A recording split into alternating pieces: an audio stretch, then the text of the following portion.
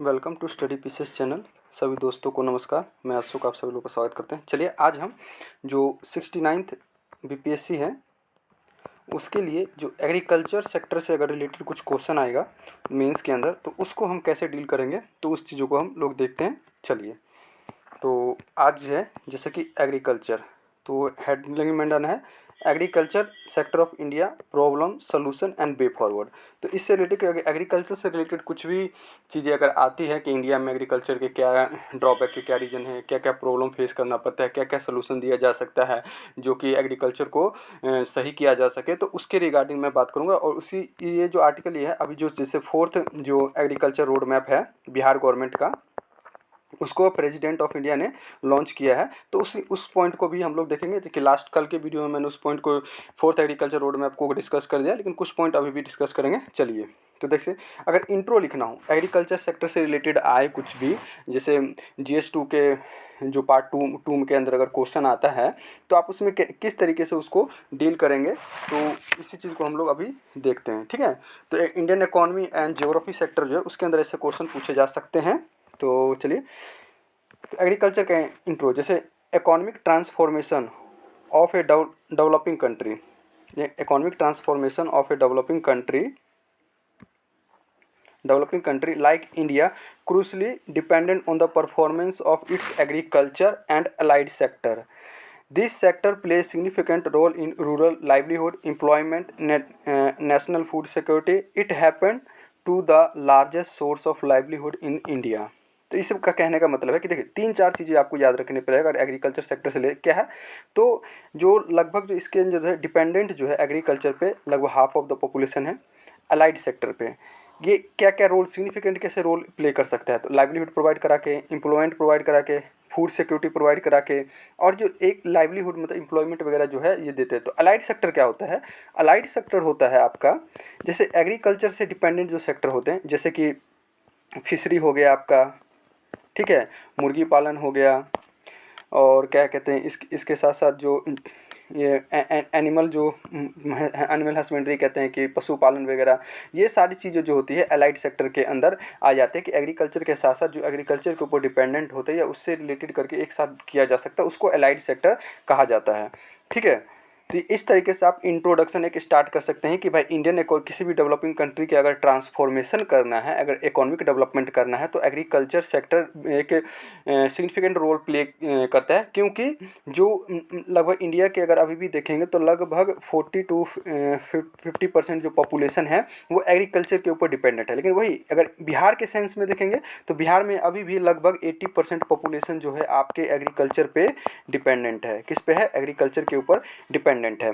और इसके साथ साथ ही अगर एग्रीकल्चर सेक्टर का आप शेयर देखेंगे तो बिहार के अंदर अगर एग्रीकल्चर का शेयर देखेंगे, जो बिहार के इकोनॉमी सर्वे जो देखिएगा 2022-23 के अकॉर्डिंग, तो एग्रीकल्चर में जो है लगभग 21.23% के आसपास है, जिसमें कि सिर्फ एग्रीकल्चर सेक्टर का अगर देखिएगा आप तो 11.11% जो टोटल GDP में इसका शेयर है। ठीक है, तो इसी अब एग्जैक्ट नहीं, अगर अप्रोक्सीमेट याद रहे तो अप्रोक्सीमेट आप मेंस के अंदर यूज कर सकते हैं। तो इस चीज़ से लेके आप इसको ऐसे इंट्रो करके आप स्टार्ट कर सकते हैं। इससे भी कर सकते हैं, कुछ जो डाटा है इकोनॉमी सर्वे का उससे स्टार्ट कर सकते हैं। तो एग्रीकल्चर से रिलेटेड कुछ भी क्वेश्चन हो तो आप इस तरीके से स्टार्टअप एक ले सकते हैं इंट्रो के अंदर। चलिए नेक्स्ट देखते हैं कि मेजर जो प्रॉब्लम है एग्रीकल्चर सेक्टर के साथ वो कौन कौन से हैं। तो मेजर प्रॉब्लम कौन कौन से है?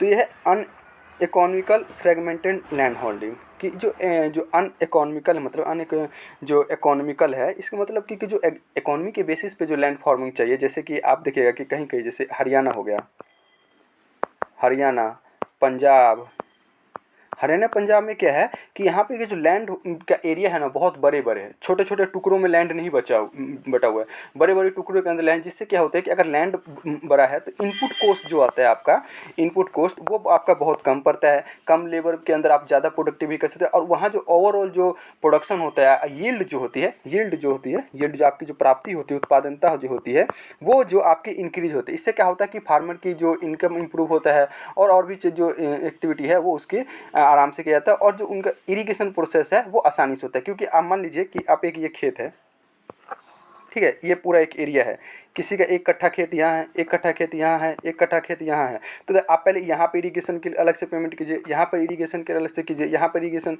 यहाँ पे ट्रैक्टर लेके आइए, यहाँ ट्रैक्टर, तो क्या एक ही चीज़ के लिए बार बार चीज़ें अलग अलग करते हैं। लेकिन पंजाब हरियाणा में अगर देखिएगा तो जैसे कि इतना बड़ा एरिया है, एक साथ ही सारे के सारी ज़मीन एक को है, एक के पास है, तो यहाँ पे जो फ्रेगमेंटेड लैंड होल्डिंग है कि एक साथ ही सभी लैंड है, तो यहाँ पर एक साथ ही लेके इरीगेशन कर लेते हैं कि एक सिस्टम के साथ इरीगेशन हो जाता है। अगर प्लॉटिंग वगैरह करनी हो तो सभी एक साथ कम टाइम में और कम मशीनरी का यूज करके एक साथ कर सकते हैं, और यहाँ पे जो बड़ी बड़ी मशीनरी का भी यूज़ कर सकते हैं ताकि जल्दी से हो सके। तो इससे क्या होता है कि यहाँ की इनपुट कॉस्ट जो कम हो जाती है। ठीक है, आप देखिए सेम उसी तरीके से मान लीजिए कि 1 लड्डू बनाना है तो आपको कितना खर्चा लगेगा, वहीं अगर 1 केजी लड्डू बनाना है एक साथ तो आपको कितना खर्चा लगेगा। तो यही चीज़ होती है कि अनइकोनॉमिकल फ्रेगमेंटेड लैंड होल्डिंग है यहाँ पर। ठीक है, और है स्टेगनेंट प्रोडक्शन। स्टेगनेंट प्रोडक्शन है कि रुका हुआ है, कि जितना बस खाने पीने के लिए जो कहते हैं ना, एक जो प्रिमिटिव टाइप का है कि भाई बस खाने के लिए उगाते हैं और बस इतना ही कर देते हैं जैसे। और इस टाइप की जो फार्मिंग है बिहार जैसे राज्य में बहुत है, क्योंकि बिहार जैसे राज्य में छोटे छोटे किसानों के पास बहुत छोटी छोटी लैंड होल्डिंग है, तो वो उतना ही उगाते हैं जितने कि उनका साल भर या उससे पहले का भी उनका जो अपने खाने के लिए जो पूर्ति होती है उसके लिए ही सिर्फ करते हैं। तो ये स्टेगनेंट प्रोडक्शन है।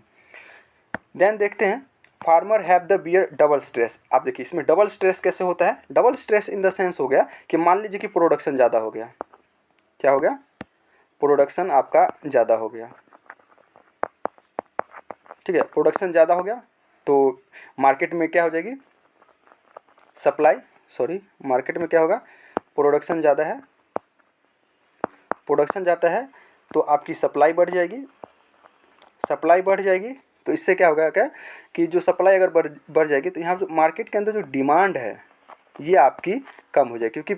क्योंकि एबिलिटी ज़्यादा है, एबिलिटी ज़्यादा है तो कंपटीशन है, तो इसमें क्या हो जाएगा कि एग्रीकल्चर की प्राइस जो है, जो आप जितना आपका जो इनपुट कॉस्ट हुआ है, जो आपको एक रेम्युनेटिव प्राइस मिलना चाहिए वो नहीं मिल के उससे जितने आपको उगाने में खर्चा लगा है उससे कम पैसे में आपको यहाँ पर पे करने पड़ेंगे, बेचने पड़ेंगे। तो इससे क्या होता है, एक तो आपको इनपुट कितना खर्चा हुआ और साथ में अगर कहीं कम प्रोडक्शन हो गया तो भी लॉस है, अगर ज़्यादा प्रोडक्शन हो गया तब भी आपको लॉस है। ठीक है, तो इस प्रकार से इस चीज़ में जो डबल स्ट्रेस है जो फार्मर को जो आपको झेलना पड़ता है। ठीक है, आप देख लीजिए कैसे कि इनपुट कॉस्ट हाई हो जाता है और लो फार्मर रेवेन्यू की इनपुट कॉस्ट तो इसमें ज़्यादा हो जाएगा कि आपने इनपुट किया ज़्यादा लेकिन आपका जो इनकम हुआ लो रेवेन्यू मतलब कि लो रेवेन्यू कलेक्शन हुआ। तो इससे क्या होगा, आपको एक इनपुट ज़्यादा खर्च लगा और रेवेन्यू भी आपको कम प्राप्त हुई, तो इससे आपको डबल जो फार्मर को डबल बियर सहन करना पड़ता है। नेक्स्ट है प्राइस रिस्क। प्राइस रिस्क जैसे अभी मैंने बताया है कि कई बार मार्केट में अगर स्टॉक वगैरह ऐसे हो जाए तो क्रॉप अगर अच्छी हो जाए तो प्राइस की अच्छी कीमत है, अगर प्राइस अगर कम में जाए तो एमएसपी अगर सही जिस प्राइस को अगर एमएसपी दिया जाता है जिस प्रोडक्ट पे उसकी प्रोडक्शन ज़्यादा होती है, जिस पर प्राइस की जो एमएसपी नहीं दिया जाता है जिन कमोडिटी पर या प्रोडक्ट पर कहिए तो उनकी जो पैदावार कम होती है, इससे प्राइस रिस्क भी रहता है। नेक्स्ट है एक्सेसिव रिलायंस ऑन मानसून कि इंडिया के जो अगर देखेंगे तो मानसून पे लगभग हमारा जो इरीगेटेड 60% जो इरीगेटेड है वो मानसून के ऊपर डिपेंडेंट करता है। कितना, मानसून के ऊपर डिपेंडेंट है, जिससे कहते हैं। और इसमें क्या होता है कि कई बार कि जैसे अभी लालीना का इफेक्ट पड़ा है, तो लालीना के इफेक्ट के कारण बिहार में जो रेनफॉल जितना होना चाहिए उससे कम प्राप्त हुआ है। ठीक है, और ये और भी बहुत सारे रीजन हो सकते हैं, क्लाइमेटिक रीजन हो सकते हैं, बहुत सारे प्रॉब्लम है। तो इससे क्या होता है कि जो आपका जो प्रोडक्टिव है तो ये वेल इरीगेशन सिस्टम ना होने की वजह से आपकी जो प्रोडक्टिविटी है वो घट सकती है। तो ये प्रॉब्लम किसानों को झेलना पड़ता है। उसके बाद है आपका इनएडिक्वेट पब्लिक इन्वेस्टमेंट। इनएडिक्वेट पब्लिक इन्वेस्टमेंट मतलब हो गया कि आपकी जो पब्लिक यानी गवर्नमेंट की जो इन्वेस्टमेंट है बहुत उतने अच्छे से नहीं किया जाता है। ठीक है, क्या होता है, उतने अच्छे से नहीं किया जाता। अब प्रायोरिटी जो है इंफ्रास्ट्रक्चर, जैसे कि इंफ्रास्ट्रक्चर वगैरह जो चीज़ होती है उनके ऊपर इन्वेस्टमेंट नहीं किया, जैसे कि इरीगेशन बनाना चाहिए। जैसे सदर्न बिहार का रीजन जो है, सदर्न बिहार जो रीजन है उसके अंदर डेवलपमेंट करने के लिए हमें जो रिवर सिस्टम कनेक्टिविटी करना चाहिए, कैनाल सिस्टम वहाँ पर डेवलप करना चाहिए। तो ये सारी चीज़ें वहाँ पर ना होने की वजह से जो इरिगेशन जो है प्रभावित होती है और इससे एग्रीकल्चर पे जो गलत इम्पैक्ट पड़ता है। ठीक है, नेगेटिव इम्पैक्ट पड़ता है। Lack of access of formal credit, किसानों का भी किसान क्रेडिट कार्ड तो दिया गया है लेकिन यहाँ जो है जो इनका जो ग्राउंड इम्प्लीमेंटेशन है वो सही से नहीं हो जाता है। और इसके साथ साथ ही क्या होता है कि इसके अंदर जो अगर क्रेडिट की बात करें तो चार्जेस वगैरह भी बहुत हाई चार्ज किया जाता है। और जो नॉर्मल किसान है जिनके इनको जानकारी नहीं है, जो अवेयरनेस के अभाव में वो उन चीज़ों का फ़ायदा नहीं ले पाते हैं। तो इससे क्या होता है कि जो फॉर्मल क्रेडिट जैसे बैंकिंग वगैरह से लेने जाएंगे तो इनको सस्ता मिलता है, लेकिन ये क्या करते हैं, तो यहाँ पर क्या जो होता है कि जो मनी लॉन्ड्रिंग वगैरह होती है, मनी लॉन्डर जो होते हैं यानी बिचौलिया जो कहते हैं, महाजन वगैरह गांव सब में अगर देखिएगा तो महाजन शब्द का यूज होता है, तो उनसे वो पैसे लेते हैं और डबल इंटरेस्ट पे, जो 15% 20% की इंटरेस्ट पे लेते हैं, और फिर उन्हीं को बोझ में वो दबते चले जाते हैं और वो बाहर नहीं निकल पाते। तो इससे क्या होता है कि एक क्रेडिट फैसिलिटी जो है इसके एबिलिटी नहीं है। भाई फिलहाल गवर्नमेंट अच्छी कर रही है, किसान क्रेडिट कार्ड और भी योजना वगैरह करके, जैसे कि डीजल सब्सिडी वगैरह बिहार में दी जाती है, तो इन सब चीज़ों से प्रमोट किया जाता है, लेकिन ग्राउंड लेवल पे वो चीज़ इंप्लीमेंट नहीं हो रही है। ये हो गया। फिर क्लाइमेट चेंज। क्लाइमेट चेंज तो ये हमारे हाथ में है, जैसे कि जिस तरीके से हमारे एयर पोल्यूशन बढ़ रहा है, जो रिवर वगैरह का जो बेड वगैरह कहते हैं कमी होती जा रही है, डिफॉरेस्टेशन वगैरह जो हो रहा है, ट्री कटिंग वगैरह जो होता है, इन सब से क्या हो रहा है कि गलत इम्पैक्ट पड़ रहा है इन्वायरमेंट पे। इससे क्या हो रहा है कि वेपोराइजेशन जो होता है हमारा, वेपोराइजेशन कम हो जाता है, ठीक है, जो क्योंकि यहाँ पर क्या होता है मीथेन गैस वगैरह और भी अदर गैस जो होते हैं इनके क्लाउड बन जाते हैं। क्लाउड बनने के कारण जो है वेपोरेशन प्रॉपर वे में नहीं होता, इस वजह से जो प्रेसिपिटेशन है जो नहीं बनता है, प्रेसिपिटेशन अगर नहीं बनेगा आपका, प्रेसिपिटेशन अगर नहीं बनता है तो रेनफॉल में डिक्रीज होगी, ठीक है। तो ये सारी चीज़ें क्लाइमेटिक रीजन हो जाता है। अब देख लेते हैं over crowded agriculture. Over crowded agriculture sector मतलब है कि बहुत ही ज़्यादा ओवर क्राउडेड, इसको हम एक तरीके से डिस्ट्रेस जो कहते हैं ना, डिस्ट्रेस एम्प्लॉय, डिस्गाइज एम्प्लॉय जो बोलते हैं, इसी तरीके होता है कि इसमें जो 4 लोगों से जो काम हो सकता है, लेकिन इसके अंदर एग्रीकल्चर में कितने 8 लोग लगे हुए हैं। 5 लोग जो है एक डिस्गाइज अनएम्प्लॉयमेंट के तौर पे कि वो रहे तभी उनकी प्रोडक्टिविटी रहेगी, नहीं रहे तभी इन प्रोडक्टिविटी रहती है। क्या है जो ओवर क्राउडेड है कि एग्रीकल्चर पे जो है, देखिए शेयर कितना है, लगभग अगर इंडियन इकोनॉमी की बात भी करें तो लगभग 21.2 के आसपास में एग्रीकल्चर का शेयर है प्राइमरी सेक्टर का इसके अंदर, लेकिन इसके ऊपर डिपेंडेंट कितने लोग हैं, तो लगभग 40 to 50% लोग इस पर डिपेंडेंट हैं, ठीक है। वहीं सर्विस सेक्टर का अगर देखिएगा तो सर्विस सेक्टर का अप्रोक्सीमेट 55 से 60 के आसपास, एग्जैक्ट नहीं है, बिहार का तो एग्जैक्ट है कि 61 पॉइंट समथिंग के आसपास है सर्विस सेक्टर का कंट्रीब्यूशन, लेकिन यहाँ पे लोग कितने हैं, तो लोग मुश्किल से 20 से 25% जो टोटल पॉपुलेशन का कहिएगा उतने ही लोग यहाँ सर्विस सेक्टर में एम्प्लॉय हैं। लेकिन ये इससे क्या होगा कि एग्रीकल्चर पे ओवर क्राउडेड है।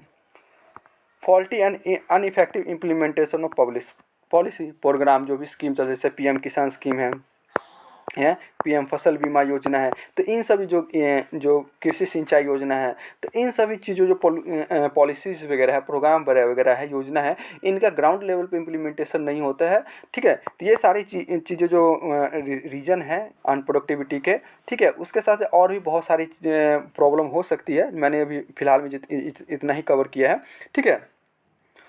और जैसे अभी 4th एग्रीकल्चर मैप जो हुआ था उसके अंदर जो प्रेसिडेंट ऑफ इंडिया है उन्होंने ये कहा है कि एग्रीकल्चर में क्या क्या दिक्कतें आ रही है, जैसे ग्लोबल वार्मिंग है, ग्लोबल वार्मिंग के कारण क्लाइमेट चेंज होता है, ये एक इंटायर, सिर्फ एग्रीकल्चर पे नहीं इंटायर ह्यूमैनिटी के लिए एक खतरा है।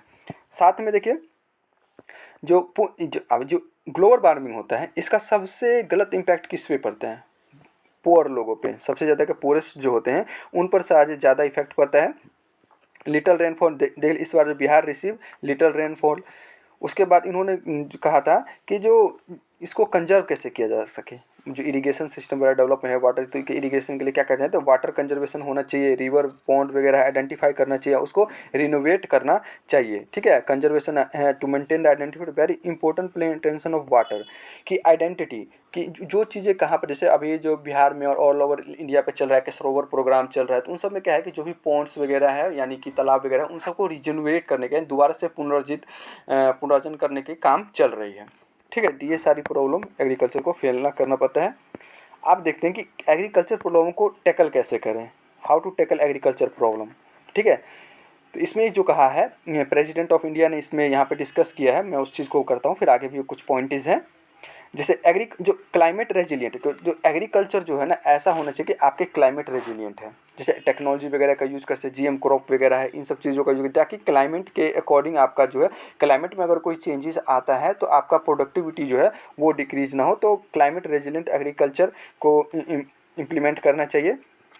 ठीक है। साथ साथ में in the current farming pattern, जो अभी का जो करंट फार्मिंग पैटर्न है, इस पैटर्न को चेंज करना चाहिए। जैसे जैसे नई टेक्नोलॉजी आ रही है, इन्वायरमेंट चेंज हो रहा है, उस पैटर्न को फॉलो करते हुए हमें करना चाहिए। अब ये नहीं कि पुराने जो प्रिमिटिव टाइप से चलते आ रहे ट्रेडिशनल वे में जो एग्रीकल्चर हो रही है उसी तरीके से करें, नहीं, हमें न्यू टेक्नोलॉजी को डेवलप करना पड़ेगा, उन्हें अपनाना पड़ेगा।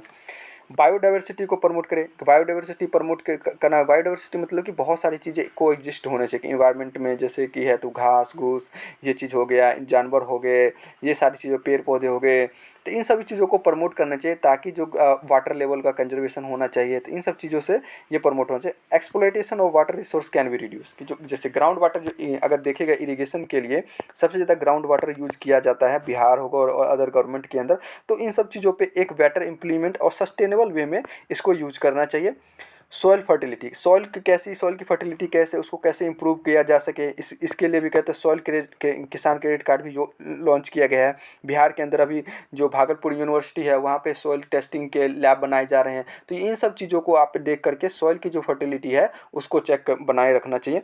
और साथ साथ में आपका एक बैलेंस फूड हैबिट बनाना चाहिए, कि क्या बैलेंस फूड हैबिट बना के पीपल को एक प्लेट के अंदर जो मिलता है एक बैलेंस फूड मिलना चाहिए, ताकि जो उनका जो न्यूट्रिशन लेवल है सही से रखे और उनकी जो प्रोडक्टिविटी, अगर हेल्थ सही रहेगा तो उनकी प्रोडक्टिविटी अच्छी रहेगी, आप उसको बेटर तरीके से यूटिलाइज कर सकते हैं। इससे क्या होगा कि हमारा जो ह्यूमन कैपिटल जो है, ह्यूमन कैपिटल में क्या होता है, एक एजुकेशन होता है, एक हेल्थ होता है और एक स्किल होता है। तो हेल्थ भी एक इंपॉर्टेंट रोल प्ले करता है और उसके अंदर जो फूड जो सेक्टर है वो वेरी क्रूशियल रोल प्ले करता है ह्यूमन डेवलपमेंट के अंदर। ठीक है, तो ये इसको टैकल कर सकते हैं। बाकी और भी क्या क्या चीज़ है, तो जैसे देखिए कि जो भी प्रॉब्लम थी एग्रीकल्चर सेक्टर के अंदर उसी को आप उस चीज़ प्रॉब्लम को सॉल्व कर देते, तो वो आपका जो सजेशन हो गया, ठीक है, और इम्प्लीमेंट उसको प्रॉब्लम को सॉल्व कर सकते हैं। जैसे कि स्टेपिंग द अप इन्वेस्टमेंट, कि एग्रीकल्चर सेक्टर के अंदर इन्वेस्टमेंट को बढ़ाना चाहिए, नए नए टेक्नोलॉजी को डेवलप करना चाहिए। ठीक है, तो ये सारी चीज़ें उसके अंदर कर सकते हैं। Rationalise the delivery of subsidy, कि जो सब्सिडी जो दिया जाता है उसको रैशनलाइज वे में करना चाहिए। जैसे कि कई बार देखते हैं कि गाँवों के अंदर देखते हैं कि बड़े बड़े जो बिग जमींदार कहिए या किसान कहिए, फार्मर के, वो उन चीज़ सब्सिडी का ज़्यादा फायदा उठाते हैं, लेकिन जो proper poor family, poor farmer सब जो है, इन सब को वो स्कीम के फ़ायदा नहीं उठा पाते हैं। तो जिससे क्या होता है कि इनइक्वालिटी इनके अंदर क्रिएट होती है, और इनइक्वालिटी क्रिएट होते के साथ साथ में इनकी ये जो इनका जो लेवल है और डिसग्रेड हो जाता है।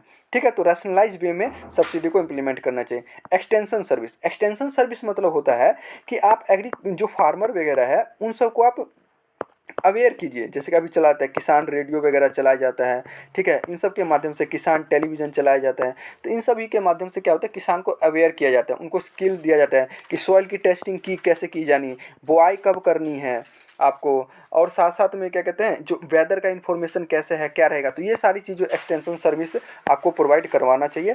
साथ में जो स्टोरेज की फैसिलिटी वगैरह जो होती है, कोल्ड स्टोरेज होना चाहिए, इंफ्रास्ट्रक्चर, रोड जो मार्केट से खेत से लेके मार्केट तक के जाने का जो रास्ता है वो आपका प्रॉपर होना चाहिए। तो ये सारी चीज़ों को आपको ध्यान में रखना पड़ेगा। ठीक है, उसके बाद है सस्टेनेबल एग्रीकल्चर प्रैक्टिस। जो sustainable agriculture practice in the sense है कि एग्रीकल्चर ऐसा होना चाहिए कि जो इन्वायरमेंट वगैरह इन सब चीज़ों को डिग्रेड ना करे, लेस केमिकल फर्टिलाइजर वगैरह का यूज़ करना चाहिए, ऑर्गेनिक फार्मिंग जो है आपको उसको ज़्यादा प्रमोट करना चाहिए।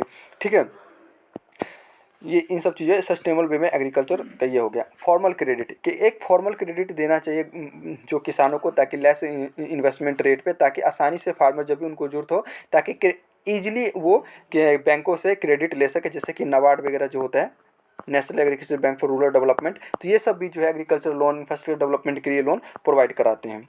ठीक है, क्रॉप इंश्योरेंस, जैसे कई बार होता है कि कई बार लू के कारण, कई बार कम वर्षा के कारण, किसी ओला के कारण जो किसानों की फसलों जो है वो ख़राब हो जाती है। तो ठीक है, उनका क्रॉप का इंश्योरेंस होना चाहिए प्रॉपर वे में, ताकि उसके जो भी लॉसेस हुए हैं उसको फुलफिल किया जा सके इंश्योरेंस के मदद। जैसे कि पीएम प्रधानमंत्री फसल बीमा योजना चलाई जा रही है। तो ये सब इस चीज़ के इम्प्लीमेंटेशन है। इंफ्रास्ट्रक्चर डेवलपमेंट में वैसे बता दें कि कनेक्टिविटी को इम्प्रूव करना चाहिए। जैसे यूएसए वगैरह में अगर देखिएगा, कनाडा वगैरह में देखिएगा, वहाँ जो पेरिस और कंपास रीजन सब जो है साउथ अमेरिका के अंदर, तो वहाँ पर एक ट्रक फार्मिंग होती है। Truck farming in the sense कि बड़े लेवल पे फार्मिंग होती है और उसको पहुँचाया जाता है मार्केट तक, इसलिए इसको ट्रक फार्मिंग कहा जाता है। उसके बाद सेंट्रल गवर्नमेंट, आप देख लेते हैं कि क्या क्या इंपॉर्टेंट स्कीम रन करते हैं गवर्नमेंट।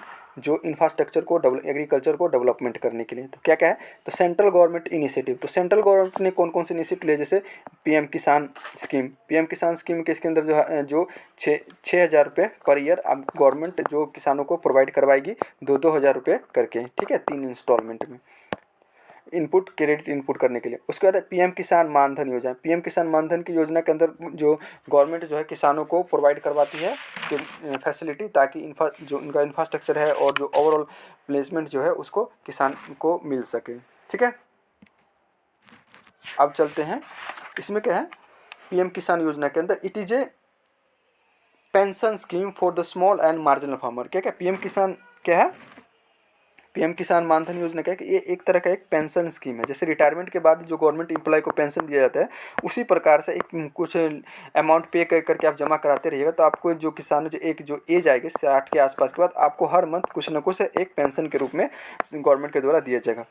उसके बाद है ग्रीन रेवोल्यूशन एंड कृषि उन्नति योजना। ग्रीन रेवोल्यूशन मतलब जैसे कि जो अम्ब्रेला स्कीम है ग्रीन रेवोल्यूशन, इसमें 11 स्कीम को इम्प्लीमेंट किया गया है, ताकि जो एग्रीकल्चर सेक्टर और अलाइड सेक्टर है उसका होलिस्टिक डेवलपमेंट किया जा सके। क्या है, होलिस्टिक डेवलपमेंट किया जा सके। पीएम अन्नदाता योजना। पीएम अन्नदाता योजना के अंदर क्या है कि जो इसमें जो आपका जो प्राइज है, जो किसान के प्राइस जो है उसका रिन्यूमरेटिव प्राइज, यानी कि एक पर्टिकुलर अच्छी अमाउंट उनको प्रोवाइड कराया जा सके, इसलिए पीएम अन्नदाता योजना स्कीम की स्टार्ट की गई। पीएम कल्याण अभियान, कृषि कल्याण अभियान स्टार्ट किया गया। कृषि कल्याण अभियान किसके लिए स्टार्ट किया गया है, इसके लिए क्या है कि जाके फार्मिंग को जो टेक्निक है, जो टेक्नोलॉजी वगैरह है वो प्रोवाइड करा सकते हैं। पीएम फसल बीमा योजना की क्रॉप लॉस वगैरह कुछ भी चीज़ होता है तो जो इंश्योरेंस कवरेज करवाया जाएगा, ये पीएम फसल बीमा योजना है। पीएम कृषि सिंचाई योजना। पीएम कृषि सिंचाई योजना है कि इसके अंदर क्या कहते हैं, इरिगेशन फैसिलिटी जो है आपको फार्मर को इरिगेशन फैसिलिटी प्रोवाइड करवाया जाएगा। क्या, इरिगेशन फैसिलिटी फार्मर को प्रोवाइड करवाए जाएंगे, ठीक है। उसके बाद अगर देखें कि बिहार गवर्नमेंट ने कौन कौन से स्कीम लिया, बहुत सारी है लेकिन कुछ कुछ देख लेते हैं। जैसे 7 निश्चय योजना में, कि 7 निश्चय योजना के पार्ट 2 जो है उसके अंदर बोला गया है कि हर घर तक हर खेत तक सिंचाई का पानी, हर खेत तक सिंचाई का पानी इसके अंदर है। फिर रूरल डेवलपमेंट की बात कही गई है, इंफ्रास्ट्रक्चर डेवलपमेंट की बात कही, तो ये सारी चीज़ें हैं। 4th एग्रीकल्चर रोड मैप अभी हाल ही में इम्प्लीमेंट की गई है। ऑर्गेनिक फार्मिंग को प्रमोट करने के लिए जो गंगा रिवर के अक्रॉस स्टार्ट किया गया है, तो ये सारे स्कीम जो है गवर्नमेंट के द्वारा लिया जाता है। जैसे डीजल सब्सिडी दिया जाता है, फार्मर को जो पावर सप्लाई दिया जाता है, तो ये सारे जो एग्रीकल्चर इम्प्लीमेंट के लिए गवर्नमेंट जो है, सरकार जो कदम उठा रही है, ठीक है। अगर हमें इस क्वेश्चन को कंक्लूड करना हो तो किस तरीके से आप कह सकते हैं, तो जैसे इस क्वेश्चन को अगर कंक्लूड करना है तो हम कह सकते हैं कि agriculture has been backbone of the Indian economy. Agriculture जो है एक बैकबोन है इंडियन इकोनॉमी का, क्योंकि जानते हैं कि बहुत सारे लोगों को एम्प्लॉयमेंट चाहते हैं, फूड नेशनल सिक्योरिटी, ये सारी चीज़ों को फूड सिक्योरिटी वगैरह प्रोवाइड करते हैं, इसलिए कह सकते हैं। So it is required to give proper attention and care so that the problem of agriculture sector, ये सिक्योर नहीं होगा, सेक्टर होगा, agriculture sector can be recover quickly and sustainable of this important sector can be ensured। ये भी थोड़ा गलत है, insured होगा, ठीक है। तो इन सब चीज़ों को ध्यान रखें, ऐसे हम इसको कंक्लूड कर सकते हैं, ठीक है। और भी मेंस के रिगार्डिंग कुछ भी पॉइंट हो, कुछ भी दिक्कत हो तो आप फिरली कमेंट करके पूछ सकते हैं कुछ भी। चलिए मिलते हैं अब नेक्स्ट वीडियो में, इसी तरीके से और भी कुछ टॉपिक को हम धीरे धीरे कवर करते रहेंगे। चलिए मिलते हैं नेक्स्ट वीडियो में। जय हिंद, तब तक के लिए थैंक यू सो मच।